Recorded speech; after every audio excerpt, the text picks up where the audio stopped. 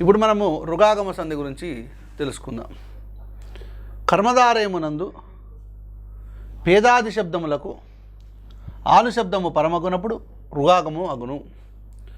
అసలు కర్మధారయం అంటే ఏందో చూడాలి. కర్మధారయము,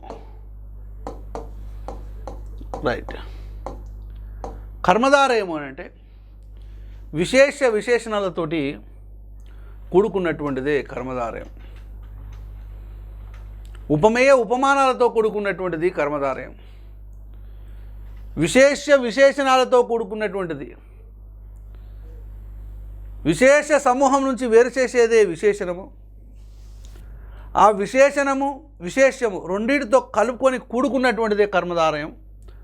ఆ కర్మధారయమునందు పేదాది శబ్దములు, పేదాది అని అంటే పేదా మొదలైనటువంటి శబ్దములకు ఆలు, ఈ స్త్రీవాచక శబ్దము, ఆలు అనేటువంటిది స్త్రీవాచక శబ్దము పరమగునప్పుడు ఏమొస్తుందనంటే రుగాగమం అనేటువంటిది అగును. అంటే రు ఆగమంగా వస్తుంది. ఇప్పుడు ఒక ఉదాహరణ తీసుకుంటున్నాను. పేదా ప్లస్ ఆలు అని అన్నాను. పేదా ప్లస్ ఆలు. ఈ పేదా ప్లస్ ఆలు అని అంటే ఇది మొదలు కర్మధారయం అవుతుందా కాదో చూసుకోవాలి. చాలామంది స్త్రీలు ఉన్నారు, అందులోకి వెళ్ళి పేద స్త్రీని బయటికి తీశాను. అంటే పేద అనేదేమో విశేషణము,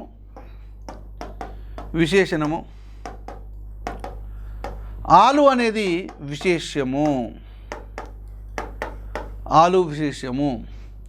పేద విశేషణము, ఆలు విశేష్యము.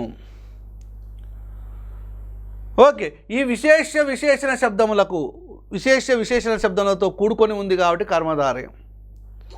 మరి కర్మధారయంలో ఆలు శబ్దం వచ్చింది కాబట్టి తప్పనిసరిగా రుగాగం అనేటువంటిది వస్తుంది. ఇప్పుడు పేదా ప్లస్ ఆలు అనగానే అందరికీ తెలుసు పేదరాలు అని తెలుసు. కంపల్సరీ పేదరాలు. ఎట్లా వచ్చింది పేదరాలు అనేటువంటి చూసినట్లయితే, ఓకే, పేదా ప్లస్ ఆలు పేదరాలు. పేద ఈ రాని రు అని రాయొచ్చు, ఇంకా ఆ అని రాయొచ్చు, ప్లస్లు. అప్పుడు పేద ప్లస్ రు ప్లస్ ఆలు. ఇక్కడ పేద ఉంది, ఇక్కడ పేద ఉంది, ఇక్కడ ఆలు ఉంది, ఇక్కడ ఆలు ఉంది. రు అనేటువంటిది అదనంగా వచ్చింది.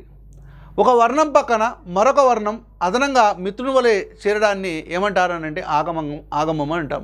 ఇక్కడ రు అనేది ఆగమంగా వచ్చింది కాబట్టి ఈ పదాలు కలిగినప్పుడు ఏర్పడినటువంటి సంధి ఏంటి అని అంటే రుగాగమ సంధి. అంటే రు ఆగమంగా వచ్చింది కాబట్టి ఈ సంధి పేరు రుగాగమ సంధి. ఓకేనా? కర్మధారయం కంపల్సరీ కావాలి. కర్మధారయమునందు పేదా మొదలైనటువంటి శబ్దములకు మాత్రమే ఆలు శబ్దము పరమైనప్పుడు రుగాగమం అనేటువంటిది వస్తుంది. ఉదాహరణలు: పేదా ప్లస్ ఆలు పేదరాలు, బీదా ప్లస్ ఆలు. స్త్రీలు చాలామంది ఉన్నారు, అందులోకి వెళ్ళి బీద స్త్రీని తీస్తున్నాను అంటే ఇది విశేషణము, ఇది విశేష్యము, కర్మధారయము. ఆలు శబ్దం వచ్చింది కాబట్టి తప్పనిసరిగా ఇక రుగాగం అనేటువంటిది వస్తుంది. కొమరాలు, కొమా ప్లస్ ఆలు కొమరాలు. జవరాలు,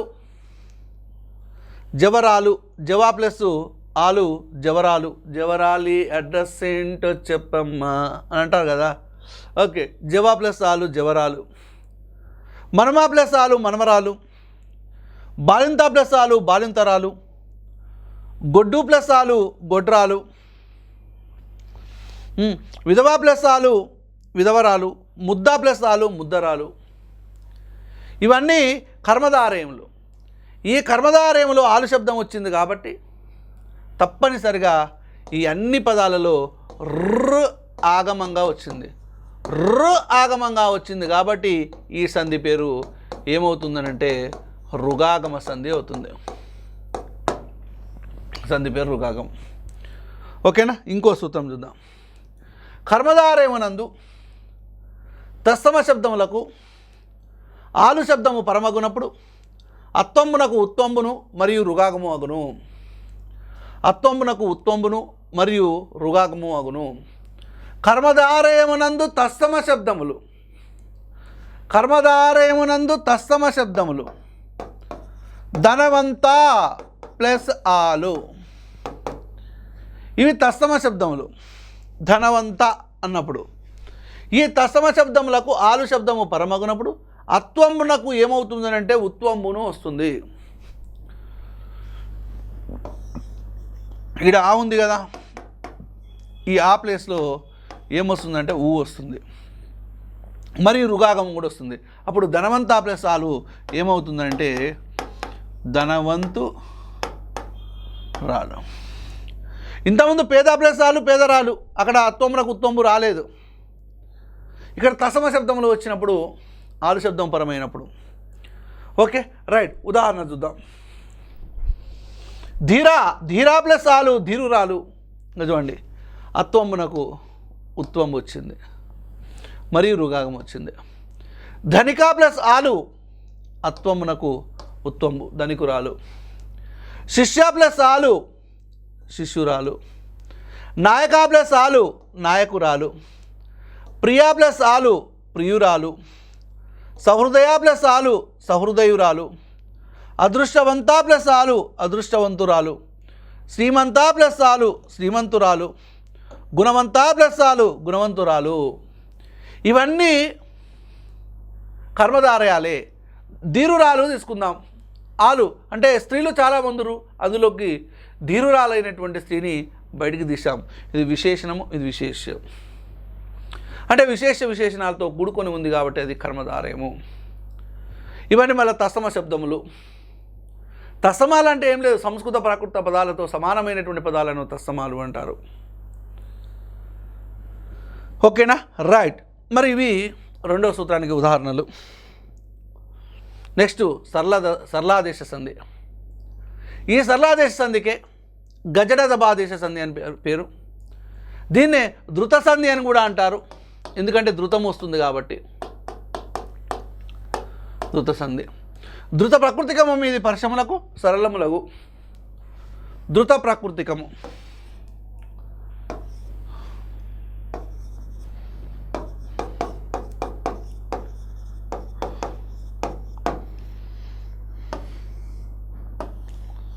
మీది పరశములకు, పరశములు అంటే కచడతప. పరశములకు సరళములగు.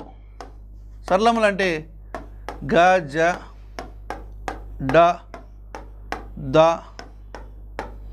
బ. రైట్. ధృతభర్గకం ఇది పరశములకు సరళములగు. సరళములగు. ఇవి సరళములు అంటే సరళములు ఆదేశంగా వస్తున్నాయి కాబట్టి ఇది సరళ ఆదేశం. ధృతభక్తికము అంటే ఏం లేదు, ధృతము చివరగా కలిగినటువంటి పదమునకు ధృతభకృతికం అని పేరు. ఇట్లా రాయొచ్చు, ఇట్లా రాయొచ్చు, ఎట్లా రాసిన లేదు. ధృతం అంటే ధృతము చివరగా కలిగినటువంటి పదాలు, చివరగా గల పదాలు. ధృతము చివరగా గల పదాలు ధృతభకృతికము. ఓకేనా. ధృతము చివరగా గల పదాలు ధృతభకృతికము. అంటే ధృతము అంటే నకారమునకే ధృతమని పేరు. నకారము ఏ నకారాన్నైతే తొలగించినప్పుడు పదం యొక్క అర్థంలో ఎలాంటి మార్పు రాదో అట్టి నకారమునకే ధృతమని పేరు. అటువంటి ధృతాలు చివరగా కలిగినటువంటి పదాలను ధృతభక్తికాలు అంటారు. ధృతభక్తికము అని అంటే ఉదాహరణ కంటెన్, పూచెన్, జూచెన్, మొగిడెను, ఒలనన్, అందున్, ఇవన్నీ ధృతభక్తికాలు. ఈ ధృతభక్తికాలకు పరశములు పరమైతే తప్పనిసరిగా సరళాలనేటువంటి ఆదేశంగా వస్తాయి. కాబట్టి ఇది సరళాదేశ సంధిగా మనము చెప్పుకోవచ్చు. రైట్. ఉదాహరణలు పూచను ప్లస్ కలవలు. ధృతభక్తికం కావాలి అని అంటే జాగ్రత్తగా వినాలి. ఈ పూచను అనేటువంటి పదములో, ఈ పూచను అనేటువంటి పదములో ఈ నకారాన్ని తొలగించినప్పుడు పదం యొక్క అర్థంలో ఎలాంటి మార్పు రాదు. పూచే అన్న పూచను అన్న రెండు ఒకటే. కాబట్టి ఈ నకారము ధృతము. మరి ధృతము చివరగా ఉన్నది కాబట్టి ఈ పదము ధృతప్రకృతికము. ధృత ప్రకృతికము. పూచను ప్లస్ కలవలు కా అనేది పరశము. ఇక్కడ ధృత ప్రకృతికం వచ్చింది, ఇక్కడ పరశం వచ్చింది కాబట్టి తప్పనిసరిగా ఇక్కడ గా రావాలి. గా అంటే పూచను గలవలు. గా ఆదేశంగా వచ్చింది, కా ప్లేస్లో గా వచ్చింది కాబట్టి ఇది గజడ దబాదేశ సంధి. గజడ దబలు ఆదేశంగా అంటే సరళాలు ఆదేశంగా వస్తున్నాయి కాబట్టి ఈ సంధికి సరళాదేశ సంధి అనేటువంటి పేరు. అంటే ధృతము వచ్చింది కాబట్టి ఈ సంధిని ధృత సంధి అని కూడా అని అంటారు. తోచను ప్లస్ చుక్కలు, ఇక్కడ కూడా ధృతం ఉంది, ధృతభక్తికం ఉంది, చా వచ్చింది కాబట్టి ఇక్కడ జా రావాలి. తోచను చుక్కలు. మిమ్మున్ ప్లస్ కొలిచి, మిమ్మున్ ప్లస్ కొలిచి ని మిమ్మున్ గొలిచి. మొగిడన్ ప్లస్ పద్మము, పా ప్లేస్లో ఏం రావాలి? పద్మము, బా రావాలి. ఆకులను ప్లస్ పసరు, పా ప్లేస్లో బా రావాలి. మూటన్ ప్లస్ కట్టు, కా ప్లేస్లో గా రావాలి. కా ప్లేస్లో ఇక్కడ గా వచ్చింది. అర్థమవుతుందా? అంటే ఇవి ఇక్కడ గజడ దబలు కచడ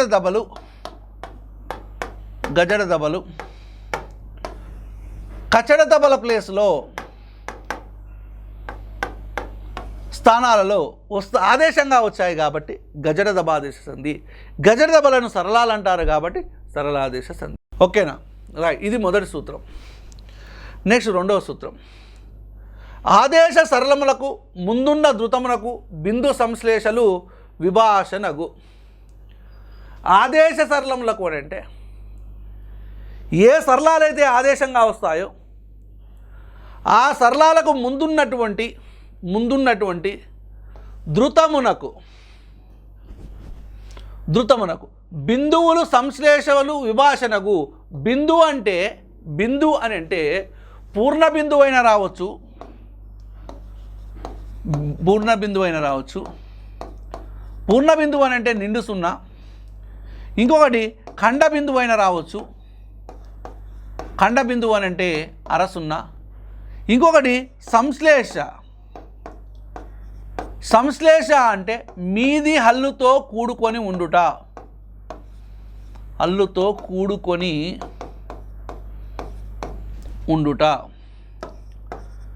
మీది అంటే తర్వాత అని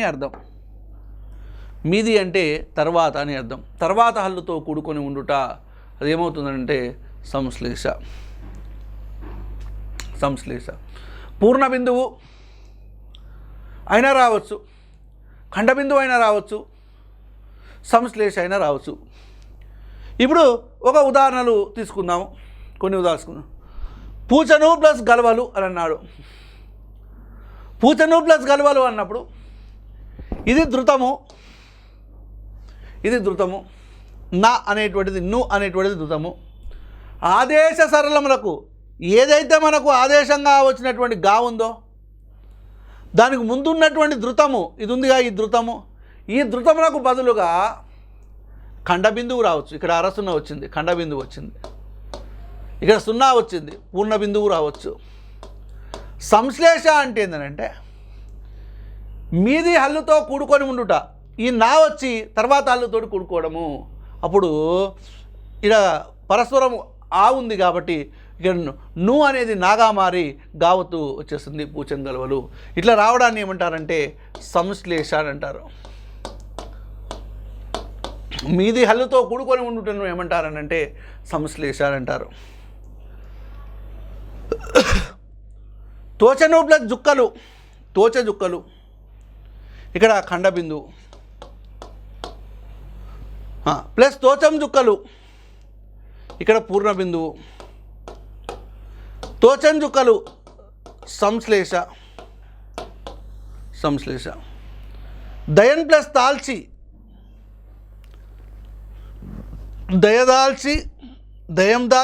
దయం దాల్చి ఇక్కడ ఖండ బిందువు, ఇక్కడ పూర్ణ బిందువు, ఇక్కడ సంశ్లేష. అదేనండి సూత్రంలో ఆదేశ సరళమునకు ముందున్న ధృతమునకు బదులుగా పూర్ణ బిందువు వస్తుంది ఒకసారి, ఇంకోసారి ఖండ బిందువు వస్తుంది, సంశ్లేష వస్తుంది. ఈ మూడిట్లలో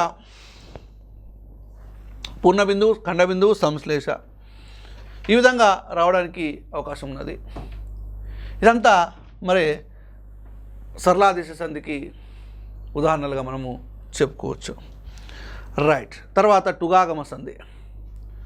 టుగాగమ సంధి అని అంటే ట్ ఆగమంగా వచ్చేటువంటి సంధి.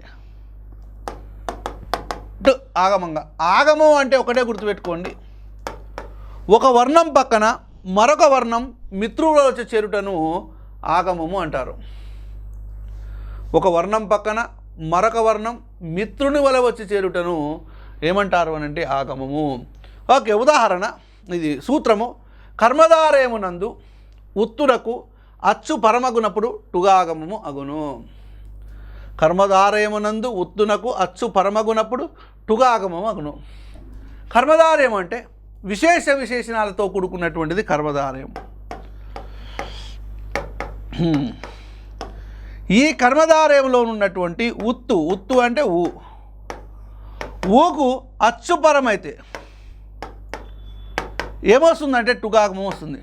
మామూలుగా ఉత్వ సంధి ఏంది సూత్రము? ఉత్తునకు అచ్చుపరమగునప్పుడు సంధి అగును.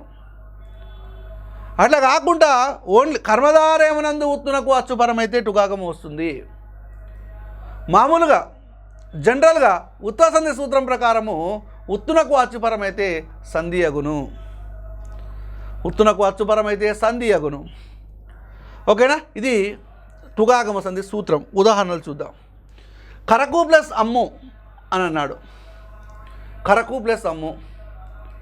అమ్ములు చాలా ఉన్నాయి, అమ్ముల పదలు. అందులో కరక అయినటువంటిది తీశాను అంటే కర్మధారయం అనేటువంటిది ఉన్నది కాబట్టి ఇక్కడ ఉకారం ఉన్నది, ఇక్కడ అచ్చు వచ్చింది, మరి కర్మధారయం ఉన్నది కాబట్టి తప్పనిసరిగా టుగాగం అనేటువంటిది రావాలి. కరకు ప్లస్ అమ్ము, ఇక్కడ పరస్పరం ఆ ఉంది కాబట్టి ఈ టాకు ఆ వచ్చింది. టుగాగమం అని అంటే టూ ఆగమంగా అనొద్దు, టూ ఆగమంగా ఇట్లా టు ఆగమంగా. రుగాగమం అంటే ర ఆగమంగా, దుగాగమం అంటే ద ఆగమంగా, నుగాగమం అంటే న ఆగమంగా. అరే నిగ్గు ప్లస్ అద్దము. అద్దాలు చాలా ఉన్నాయి, అందులో నిగ్గైనటువంటి దాన్ని, నిలువైనటువంటి దాన్ని నేను బయటికి తీసిన అంటే ఇక్కడ నిగ్గు అనేది విశేషణము, అద్దము అనేది విశేషము. విశేషము విశేషణాలతో కూడుకున్నది కాబట్టి కర్మధారయం.